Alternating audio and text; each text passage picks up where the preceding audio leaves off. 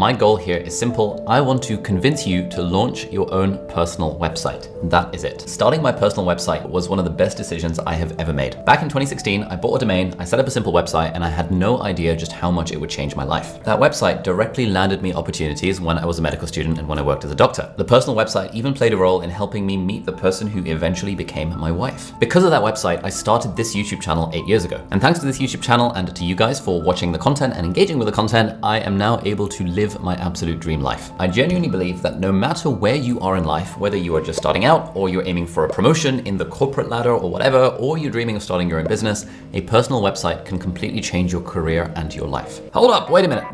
A website costs time and money to set up and maintain. I can see how that might be useful if you've got a business, but I am just a corporate employee working at an accounting firm. Why the hell should I have a personal website? Yes, a personal website does cost a little bit of time and money, a few dollars a month, maybe a weekend or two to get it up and running. But here's the thing, over time, I am convinced that having a personal website is one of the best investments you can make in yourself and in particular your career. So Harry, if I could convince you that the time it takes to set up your website and maintain it and the small amount of money you're paying each month for your website, if I could show you that that's probably gonna give you a massive return on your investment, would you then consider starting your own personal website? You know what? I'm open to hearing your perspective on this. I gotta tell you, I'm a pretty skeptical guy. I don't think you're gonna be able to convince me. Maybe the personal website thing worked for you, but I'm just a lowly corporate employee and I don't think it's gonna work for me, but I'm open to hearing your case. Fantastic, Harry. So the case I'm gonna make for starting a personal website for you as a corporate employee or whoever else happens to be watching this video is that there are 3 levels to having a personal website. So let's start with level 1, the online CV.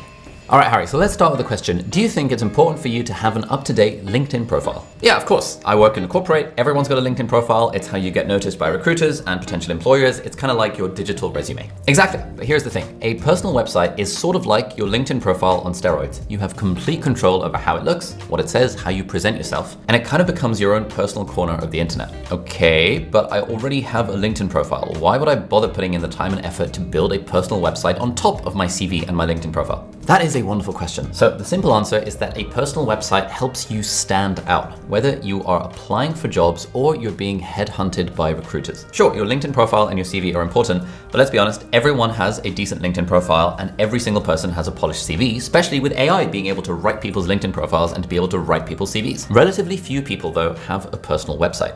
So I've been thinking about switching jobs anyway, and to be honest, the market is super competitive right now. AI is taking over. I could use something to help me stand out in the job market. But firstly, how the hell is a website supposed to do that? And secondly, what would it need to have on it if I assume that it's even possible? That is a very good question, Harry. So let me flip it back to you for a second. So you've hired associates at work, right? Like juniors who work underneath you. What do you usually look for when you're reviewing applications or interviewing people? Oh, that's easy. So by the time I see the application, HR has already screened out the ones that don't meet the basic qualifications. So when I'm looking at the applications, I'm essentially looking for 2 things. Firstly, would I enjoy working with the person? And secondly, are they competent enough to handle the job without me having to handhold them every single step of the way? Right, and how do you figure that out from someone's CV or LinkedIn profile? Honestly, it's pretty tough. I try to get a sense of who they are, what they're like as a person, what they're interested in outside of work, but most of the time a CV or LinkedIn profile doesn't really give me that. Exactly. Now imagine one of these candidates happened to have a personal website. It is not just a copy and paste of their LinkedIn profile, but it's a nice website. It's got an about me page that's got some photos of them. Maybe there's some pictures and little text and stuff that shows what they get up to outside of work. Or maybe they've written a pretty detailed blog post about their experience transitioning from a Big 4 accounting firm to industry, sharing the lessons they learned along the way. Okay, fine, you're right. If I saw something like that, it would massively boost their chances of getting an interview. Plus, I'd have way more to talk about them during the interview. 100%, man. And here's the thing. So in my experience, I've hired over 30 people. I have literally seen thousands of applications, and the candidates with personal websites or any kind of online presence or personal brand, even if it's totally basic, those people are way more likely to get an interview compared to those people who are completely invisible online. And according to ChatGPT, the average person in the US applies for over 600 jobs in their lifetime. So even a tiny increase in your chances of getting hired could potentially make a huge difference over time. It's an investment that pays off. And given that it only costs a few dollars a month and a couple of weekends to set up a website, I think that's probably worth it. All right, that kind of makes sense. But does this only happen if I'm actively job hunting? Not at all. So even if you are not applying for jobs right now, having a personal website is like keeping a polished CV in your back pocket. It's like keeping your LinkedIn profile up to date just in case. Life, as you know, Harry, is somewhat unpredictable. You never know when a recruiter might reach out to you on LinkedIn or via your personal website. You never know when a former colleague that you used to work with hands your name to a hiring manager because they want you to join their firm, or just someone within your industry or within a different industry might stumble across your website and they might see the stuff on your website and think that you're a perfect fit for their team. So having a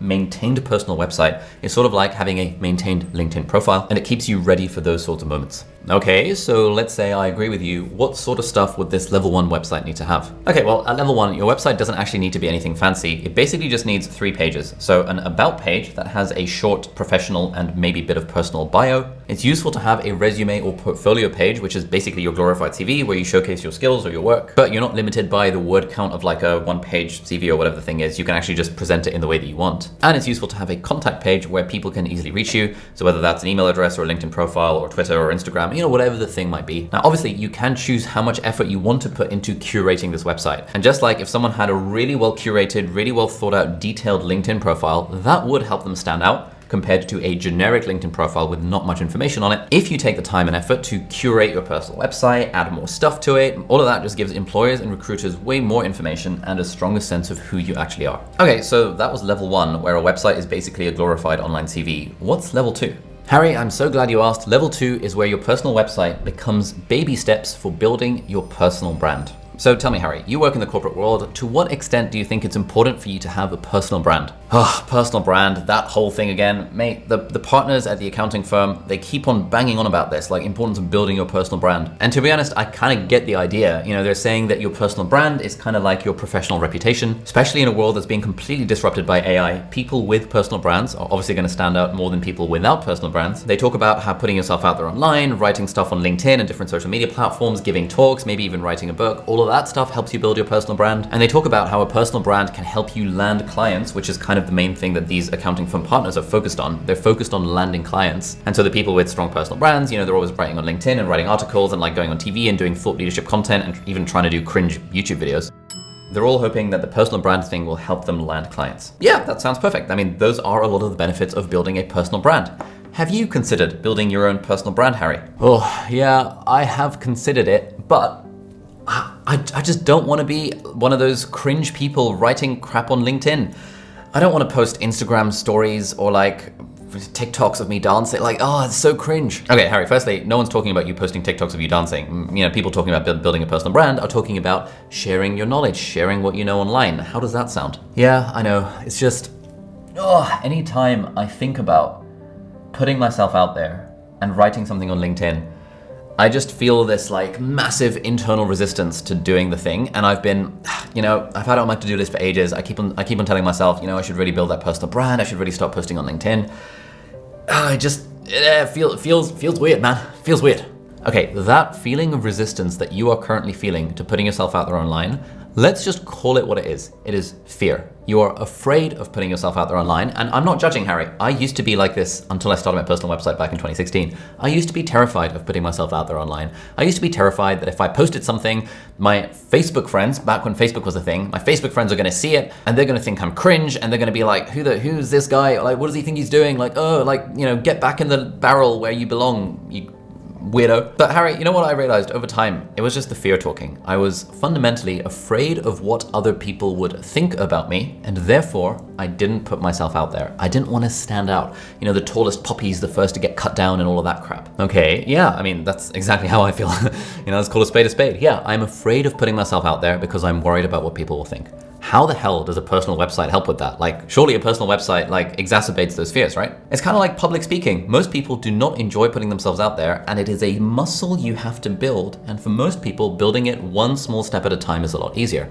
When you have a personal website, no one needs to know that personal website exists. That personal website is your playground to be able to create your own about page, to put some pictures on it, to mess around with the layout, to maybe write a few blog posts over the course of however long it takes you to get comfortable, and no one needs to know it exists. That is the crucial thing. When I started my personal website, I did not tell anyone it existed. When I started my YouTube channel, I did not tell anyone it existed. I did not post about it on Facebook. I didn't share it on LinkedIn. I didn't talk about it on Instagram. I just did the thing myself privately for a while. And then I realized, this whole writing shit on the internet thing, it's actually not that bad. And then I took a blog post and I shared it with a few trusted friends, like the people who like really had my back. And they were like, oh man, this is quite interesting, this is quite good. I was like, oh, you know, that's not too scary.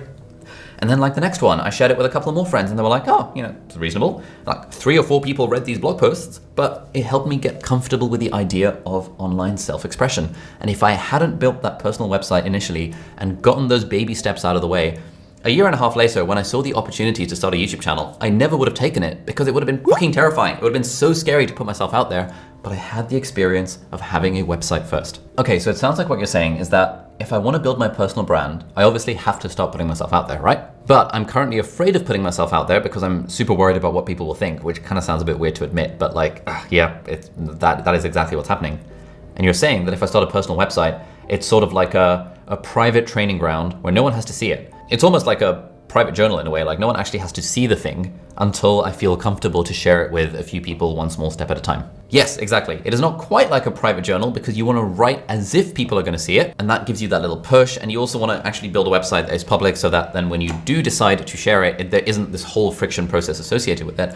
But essentially that's it. The website is a training grounds for your personal brand. It's baby steps to getting comfortable with the idea of personal self-expression. In fact, this book, Show Your Work by Austin Kleon, is a book I've been sharing on my YouTube channel for absolutely years.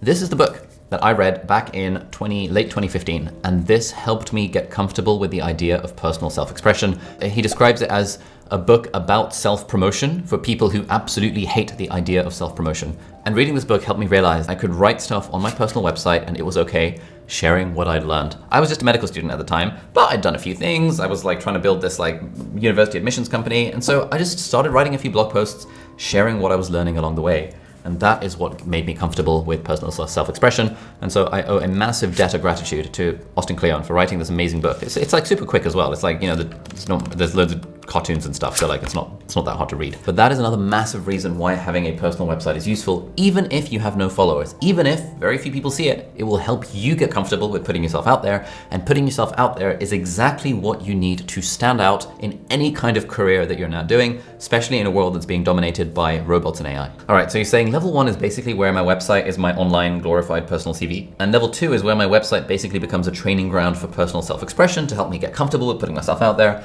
What about level 3? Fantastic, Harry, I'm so glad you asked. Level 3 is where the real magic happens, and that is where your website becomes a luck magnet. With a level 3 website, the more you put yourself out there, your ideas, your insights, and your experiences, the more you increase your surface area for luck. This is Personal Brand Building 101. By creating and sharing valuable content that is useful for a small number of people, you give people a chance to find you and a chance to connect with you and potentially open doors to opportunities that you didn't even know existed. Okay, but how does that actually work? Like, people don't randomly stumble across websites, do they? Yeah, you're right. It's not totally random. So in theory, it might be possible for some people to find the stuff that you write. Let's say you write blog posts about your experiences in accounting or whatever. It might theoretically be possible for them to find it on search engines, but it's pretty unlikely because search engine optimization is a whole other game. In reality, there are 2 broad ways in which people find your stuff. So number 1 is you share it yourself on some kind of social platform like LinkedIn. Maybe you write a blog post about your experiences transitioning from accounting firm A to accounting firm B and like what you learned along the way or whatever the thing might be. And then you post on LinkedIn at the point where you feel comfortable, you know, sharing it to your professional network saying, hey, I switched from accounting firm A to accounting firm B. Here are a few things I've learned. I've written them up in a blog post, link down below, or something like that. You're sharing it yourself so people will stumble upon your website. But then method number 2 of people discovering you is that other people will share your stuff if it's good. If your stuff is good and it is useful to people, then people will just have an intrinsic need to share stuff because it gives them social status points. And there've actually been plenty of cases where someone on my team has stumbled upon a random blog post written by a random person that we've never heard of because it was relevant to a challenge we were facing in our business in the moment. And then they'll share it within the team in Slack, and then me or Angus or someone else on the team will read the blog post, we'll look at the about page of the person who wrote it, we'll see that, oh, this person does freelance work, let's hire them for a freelance consulting arrangement. And actually a lot of the people we've worked with over the years, we have found because they've had personal brands and personal websites with an easy way to contact them and hire them for a freelance engagement. Okay, that kind of makes sense. But the thing that comes to mind is like, you know, what can I possibly create that would be useful? Like, I mean, I'm just a junior mid-level employee at like a boring ass accounting firm. Like, what kind of content would be even vaguely interesting for other people that other people might care about? All right, that is a good question. So at level 1 and level 2, your website was mostly about you, helping people get to know you better so that you could stand out for jobs and so you could get comfortable with self-expression.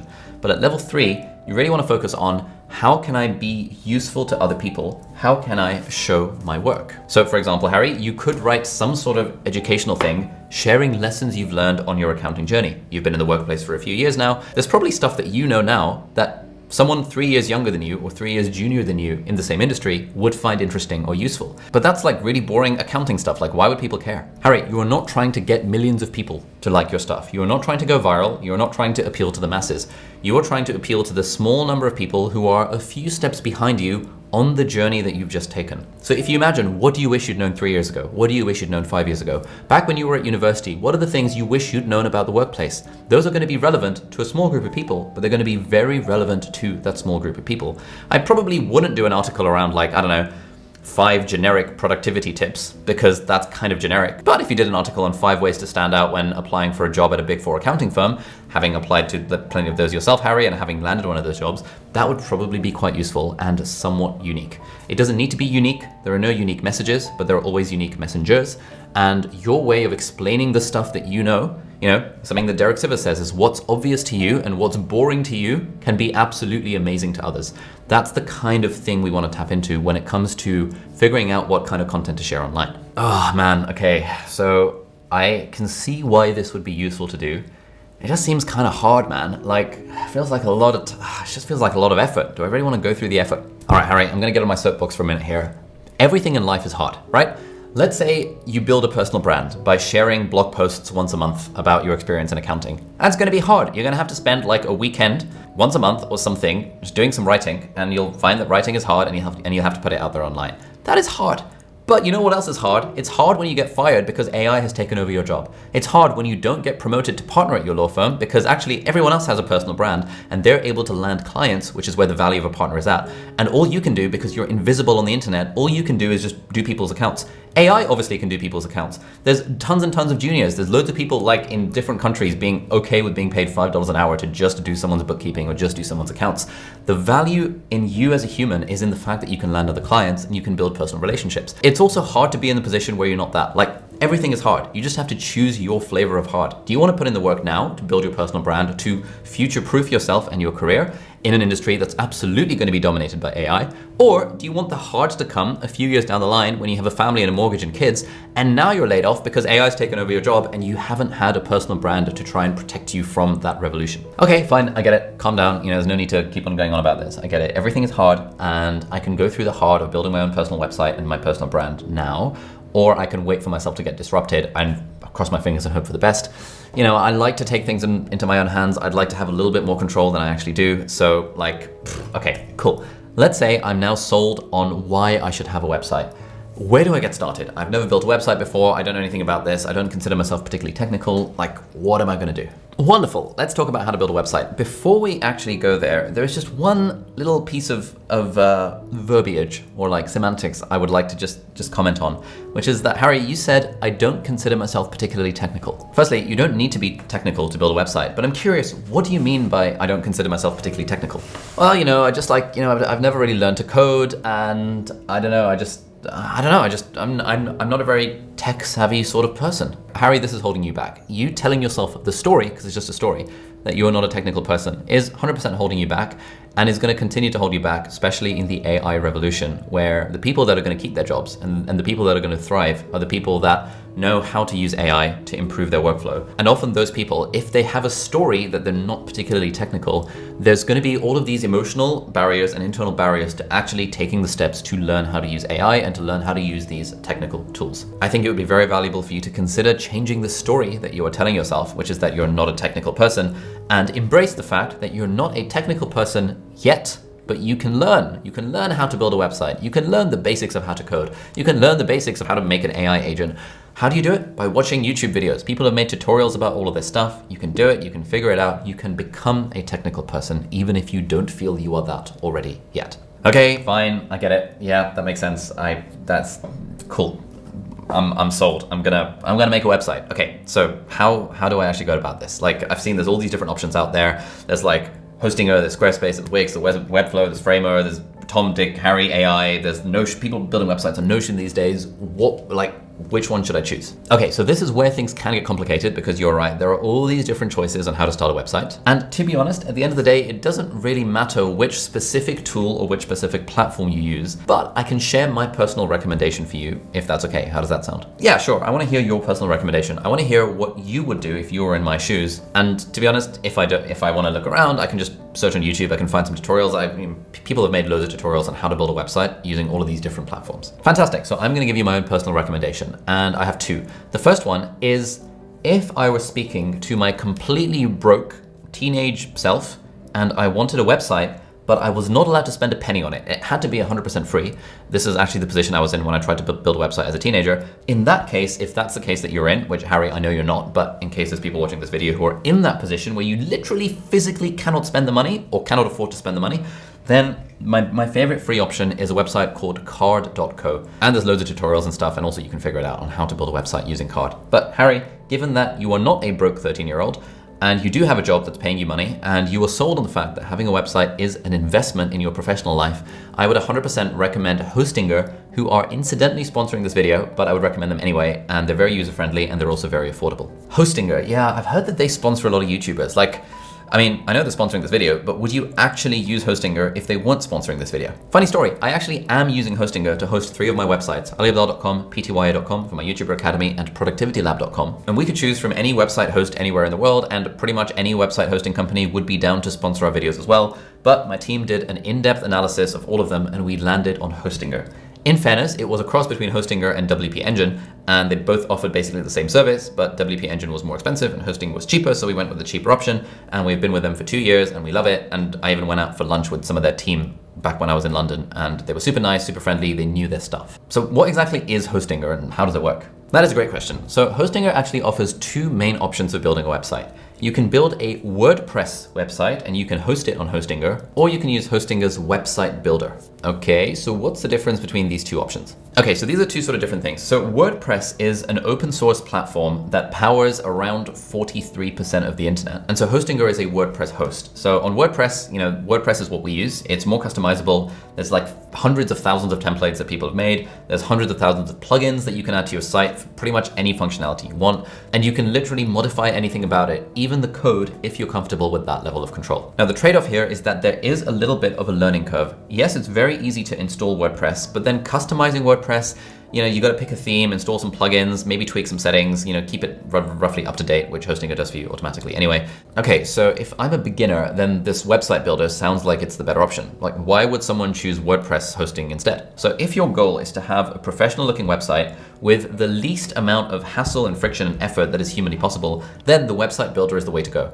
This is great if you don't care about how websites work, you don't really want to learn, you just want something out of the box. But the WordPress hosting option is better if you are willing to invest a little bit of time in learning how websites work. And honestly, I personally think that learning to use WordPress is an incredibly useful skill to have. All right, but that does sound like a lot of effort. It sounds like I think I maybe want to stick with the website builder instead. Yeah, honestly, that's totally fair. I can totally understand how as a complete beginner who's never touched a website before in your life, you want to use the website builder to get your feet wet, to get started. Also, in fairness, with WordPress back in the day, it used to be kind of annoying setting up a WordPress installation, but with Hostinger's business plan, it comes with unlimited SSL certificates for security, WordPress AI tools that help you create content, up to 5 times better performance compared to basic plan, and a free content delivery network that makes your site load quickly worldwide. The setup process for this is actually pretty straightforward. You choose a domain name, you install WordPress with 1 click, and then you can use the AI builder or choose from thousands of WordPress themes. The other thing is that they've got the AI content creator tool, which helps you generate ideas. And so if you're particularly struggling with figuring out what you actually write about, you can use the tool to help give you a few ideas. Plus, they've got really good 24/7 customer support and tons of tutorials. So even if WordPress is a little bit more tricky to deal with, you're in good hands if you host it with Hostinger, which is exactly what me and my team do.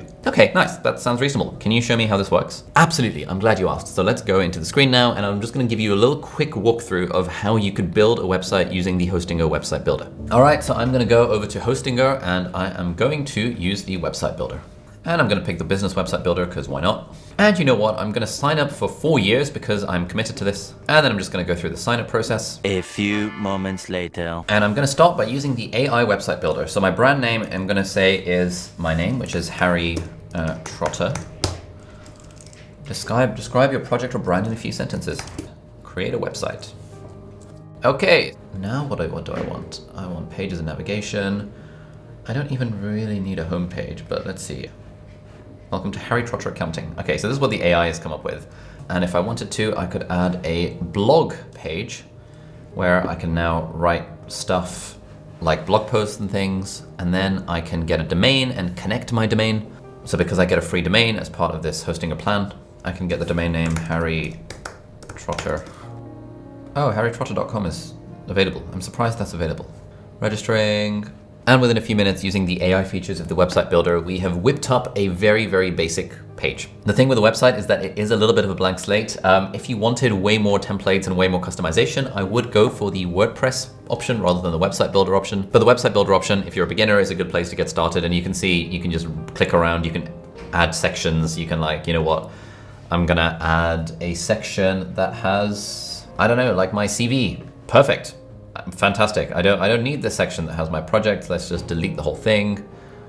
Client feedback, you know, feedback, whatever. Yep, that's fine. You can see that you can start to, with just a few minor kind of changes. Let's get rid of that image. Don't really need that. Let's move that up there. Like you can see, it's actually starting to look pretty reasonable. The thing that I would recommend, Harry, is that you start off with one page at a time. I think one thing that overwhelms people with websites is that, especially if you use like an AI builder or something and they create these multiple pages for you, there's a home page, an about page, services, contact, blog, you're like, ah, crap. But like just starting with one page and getting that looking with the content and like the style that you want. And I would say probably keep it simple rather than trying to overcomplicate it. That is where you get started, and then you can always add more and more pages further down the line. All right, that all sounds very reasonable. So how do I get started? Fantastic. So if you'd like to sign up to Hosting as Business Plan, there is a coupon code and a link in the video description if you want to check it out. And if you would like some tips on how to actually make this happen, now you've set yourself the intention of starting a website, but how to actually follow through with it, then check out this video over here where I talk about 5 super easy to implement evidence-based strategies that you can use to achieve any goal, including the goal of building a website. So thank you so much for watching. Have a lovely day, and I'll see you in the next video. Bye-bye.